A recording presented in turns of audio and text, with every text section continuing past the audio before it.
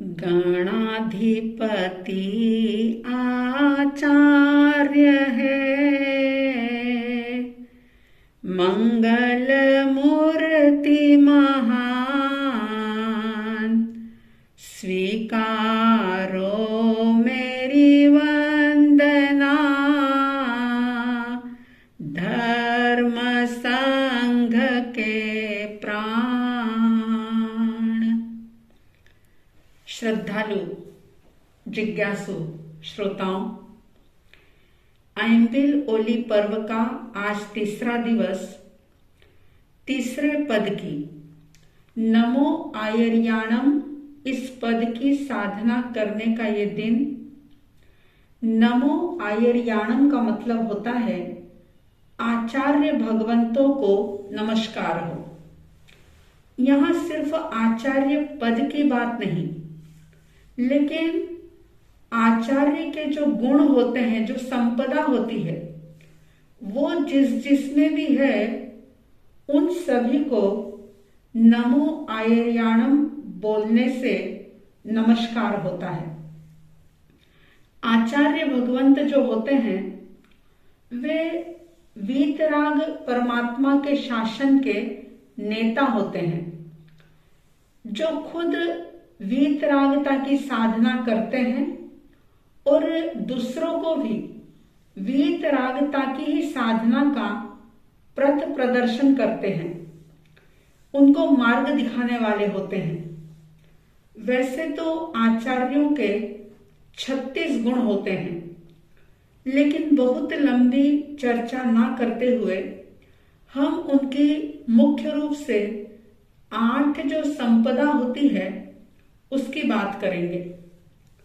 फिर उसके बाद हम देखेंगे कि नमो आयर्याणम पद की साधना कौन से चक्र पर, कौन से केंद्र पर और कौन से रंग के साथ की जाती है।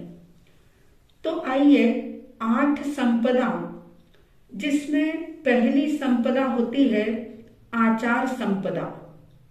आचार संपदा का मतलब होता है कि आचार्य जो होते हैं वे स्वयं निर्मल और पवित्र चारित्र गुण से संपन्न होते हैं और आचार्य का स्वभाव इतना विनम्र, अहंकार से रहित होता है और शास्त्र की जो मर्यादाएं हैं, शास्त्र में जो जो भी मर्यादाएं बताई है, उन मर्यादाओं के अनुसार ही वे अपना जीवन यापन करते हैं और दूसरों को भी आचार मर्यादा का पालन करवाते हैं, यानी प्रेरणा देते हैं। दूसरी संपदा होती है आचार्य की श्रुत संपदा। आचार्य स्वयं शास्त्रों के ज्ञाता होते हैं और न केवल जैन शास्त्रों के, लेकिन दूसरे धर्मों के भी वो ज्ञाता होते हैं।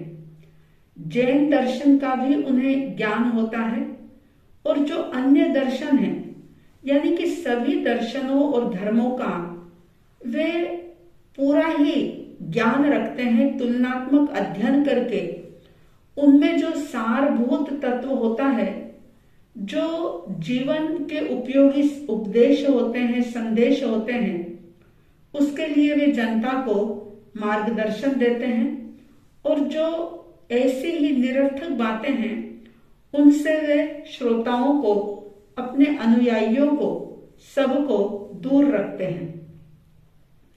आचार्य की तीसरी संपदा होती है शरीर संपदा। शरीर संपदा यानी कि आचार्य शरीर से भी प्रभावशाली, ओजस्वी और तेजस्वी होते हैं। उनके चेहरे पर एकदम शांति और करुणा झलकती है। उनकी आंखों में वात्सल्य का सागर लहराता है। आपने दर्शन किए होंगे आचार्य भगवंत पूज्य गुरुदेव श्री आनंद ऋषि जी महाराज के, जिनके चरणों में जो भी कोई आ जाता, सबके लिए उनकी आंखों में वात्सल्य का सागर लहराता था।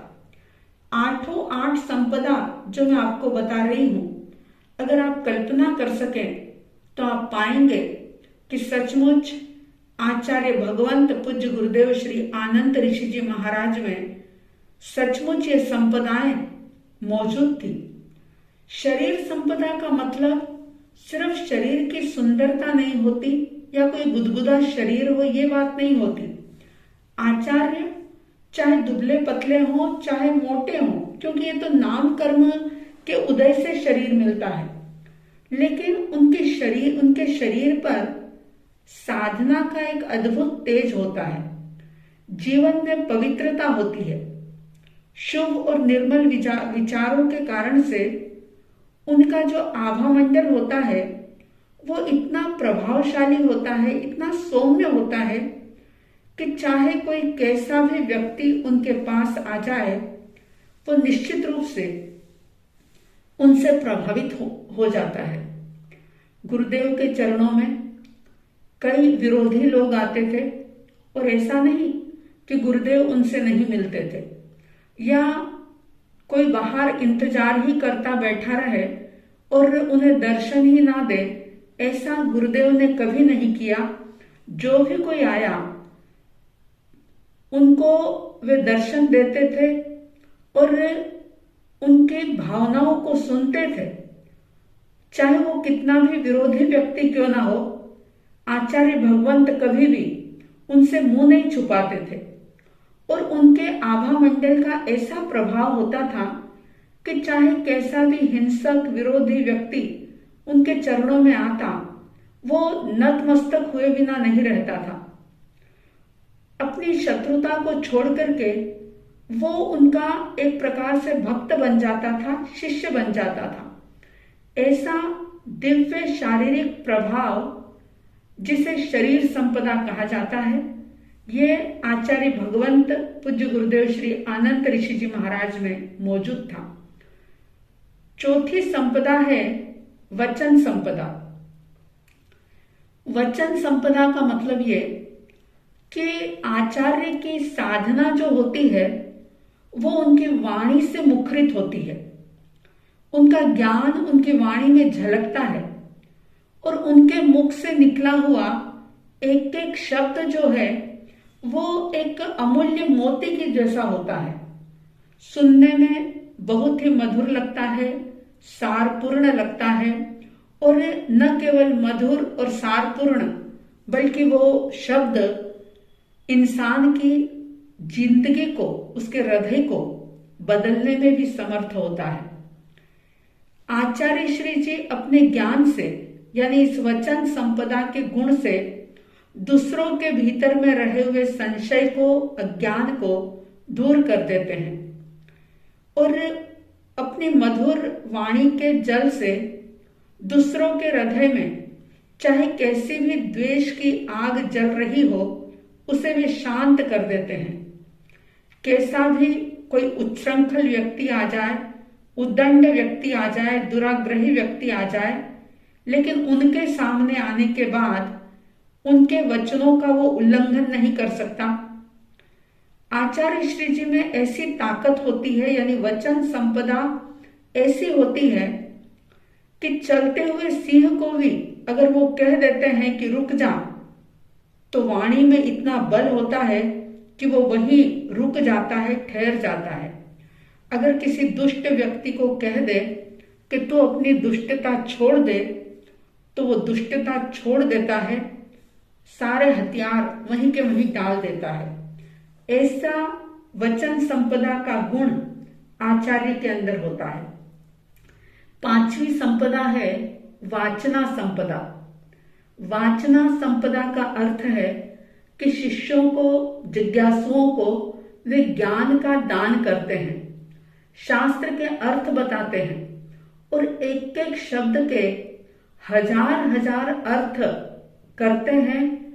ऐसा समझाते हैं कि शिष्यों की शंकाएं अपने आप ही दूर हो जाती है और जो ज्ञान देते हैं शिष्यों को, उनकी योग्यता और पात्रता को देखते हैं। जिसको जैसा ज्ञान देना होता है उसी विधि से ज्ञान देकर के उनके अज्ञान को मिटाने में आचार्य भगवंत कुशल होते हैं। ऐसा नहीं कि खुद जो साधना कर रहे हैं वही साधना सबको दिखाते रहें, सबको बताते रहें, सबको एक ही मार्ग पर चलाते रहें, ऐसा नहीं होता। सबकी योग्यता देखते हैं, सबकी पात्रता देखते हैं। अगर अल्फाबेट ही पता ना हो तो उसको 10th की 12th की एग्जाम नहीं दिलवाते। पहले अल्फाबेट बताते हैं, यानी पहले ज्ञान करवाते हैं, फिर धीरे धीरे आगे बढ़ाते हैं। तो ये वाचना संपदा आचार्य श्री जी का बहुत बड़ा एक गुण होता है, उनकी संपदा होती है। छठी संपदा है मति संपदा। मति यानी मेधा शक्ति का प्रतीक है यह संपदा। आचार्य श्री जी की प्रज्ञा बहुत ही सूक्ष्म होती है और ऐसी अद्भुत बुद्धि होती है उनके भीतर, और वे स्थिर धारणा शक्ति वाले होते हैं। उनका ज्ञान जो होता है वो पानी में पड़ी तेल की बूंद की तरह विस्तार पाता ही रहता है। और जैसे भंडार में या किसी कोठी में अनाज को सुरक्षित रखा जाता है, इसी प्रकार से आचार्य श्री जी हमेशा ही अपनी स्मृति में ज्ञान को सुरक्षित रखते हैं। सातवीं संपदा जिसका नाम है प्रयोगमती संपदा, यानी कि आचार्य श्री जी समयज्ञ होते हैं। देश काल क्षेत्र परिस्थिति सबकी नब्ज को पहचानने में कुशल होते हैं। वे जानते हैं कि जो आज मैं कर रहा हूं भविष्य में उसका परिणाम क्या होगा। अगर प्रयोगमती संपदा ना हो तो चाहे पद आचार्य का हो, लेकिन उनके शासन काल में या उनके आचार्य काल में संघ का समाज का इतना विकास नहीं हो पाता अगर प्रयोगमती संपदा के धनी आचार्य ना हो तो।